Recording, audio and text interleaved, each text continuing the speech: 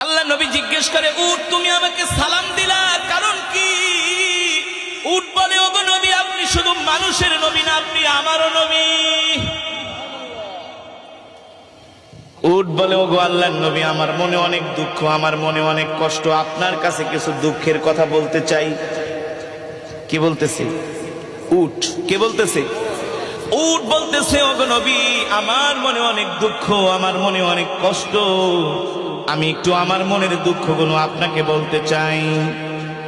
আল্লাহর নবী উটকে ডাক দিছে, তাল, আসো আমার কাছে। উট আল্লাহর নবীর কাছে আসলেন, এসে উটের মুখটা আল্লাহর নবীর কানের কাছে নিয়ে মনের সব দুঃখগুলো বলতে লাগলেন।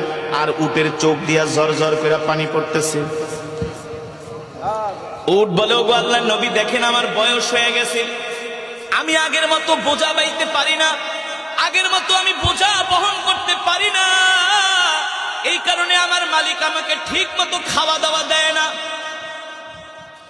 আমাকে খাবারে কষ্ট দেয়। শুধু এটাই না, আমার মালিক আমাকে জবাই করার জন্য দেখেন একটা ছুরি নিয়ে আসছে, একটু পরে আমার মালিক আমাকে জবাই করে দিবে। আল্লাহু আকবার, জোরে বলেন আল্লাহু আকবার। আল্লাহর নবী উটের কথাগুলো শুনছেন, আর উট কান্না করে বলতেছে, ওগো নবীজি, দুনিয়ার কোন মানুষের কাছে মনের দুঃখ বইলা লাভ নাই, একমাত্র আপনি ছাড়া, আপনি তো রহমাতুল লিল আলামিন।